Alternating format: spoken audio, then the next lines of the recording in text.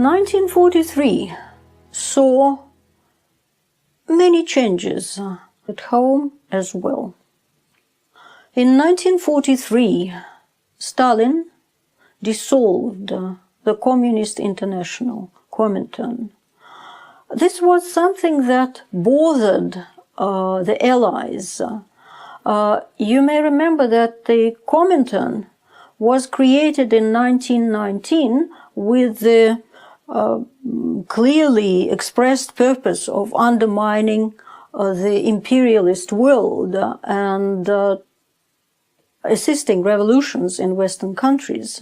So now Stalin decided to placate Western powers. Of course, by then the Comintern was destroyed by Stalin's purges, but still this formal dissolution of that organization was important. There was something else. Stalin invited Russian bishops of the Russian Orthodox Church, to visit him, and offered, after the 18-year-long prohibition, to grant the bishops the permission to appoint or elect patriarch of the Russian Orthodox Church. Moreover, he allowed theological seminaries and academies to be established. This was an amazing change from the decades of Stalin and Soviet rule generally. Why did he do that? First, during the war, the religious feelings of the suffering Russians were important, and he did take that into consideration.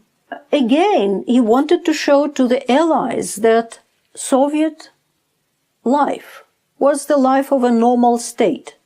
There were religions in other countries. There was a religion in the USSR. It was also important for the Orthodox communities abroad, because now the Soviet army was entering Eastern Europe, where Orthodox Church had some influence. The Russian Orthodox Church remained forever grateful to Stalin. When he died in 1953, the new Patriarch Sergei, read a touching obituary to Stalin, and here is the Patriarch reading this obituary against the background of huge Stalin's portrait. There were other innovations. Whatever before the war was considered Russian nationalism and was not acceptable, now was called patriotism. And Stalin referred to Russian history and found parallels very useful. For example, new orders were introduced. You can see them here. It's the order of Alexander Nevsky and Mikhail Kutuzov, Russian military leaders of the 13th and 19th centuries. Some other things were reintroduced or introduced. For example, new Soviet uniforms with shoulder boards. Shoulder boards were prohibited during the 1917 revolution. Now they were returned. To boost the discipline, morale, and pride of the officers' corps, some of the attributes of the Russian army were returned too. Orderlies, other perks were returned to the commanders. The Institute of Commissars was abolished. Commanders were proclaimed as single responsible authority in the units. One of the biggest operations of the whole war was the Soviet offensive in Belarus. It was called Operation Bagration. Again, the reference to the Russian war military history.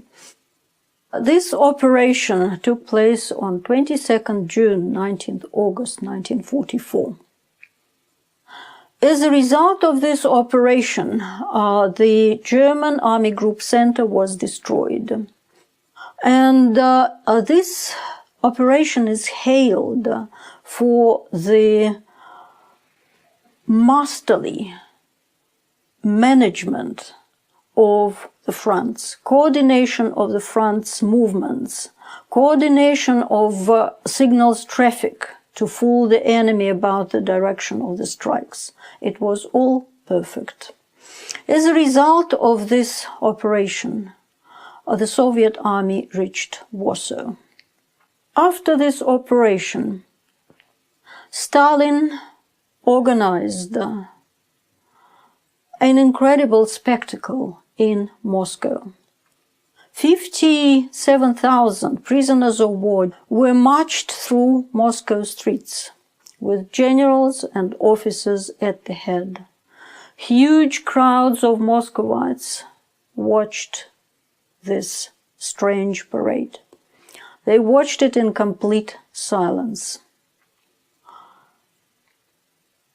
After the columns passed, the water trucks washed the streets clean.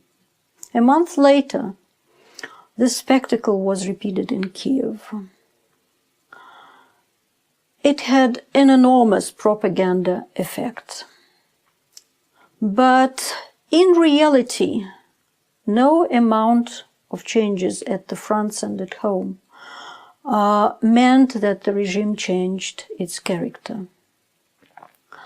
Tens of millions of Soviet citizens who lived under the Nazi occupation were considered suspect and had to be vetted in the same way as the returning prisoners of war. Even in the 1970s, when you applied for a job, for example, you had to fill in the forms. Have you or any of your relatives been a prisoner of war or lived in the occupied territories?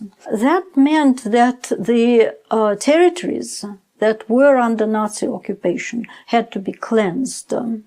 In December 1943, Stalin ordered the arrest and putting in a special camp of Ukrainians who purportedly had some German origins, German roots.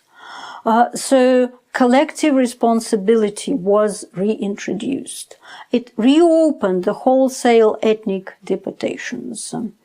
In 1943-44, Crimean Tatars, Bulgarians, Greeks, and Armenians from the Crimea, Kalmyks, Chechens, Ingushes, Karachais, Balkars, Turks, and Kurds from the Caucasus and Transcaucasia were deported. Their crime was that they occupied border areas or had roots abroad. There were some cases of collaboration among these peoples, but the majority of all Soviet citizens just tried to survive in difficult circumstances. This picture is the deportation of Armenians, Bulgarians, and Greeks from the Crimea. This is the deportation of Karachayevans.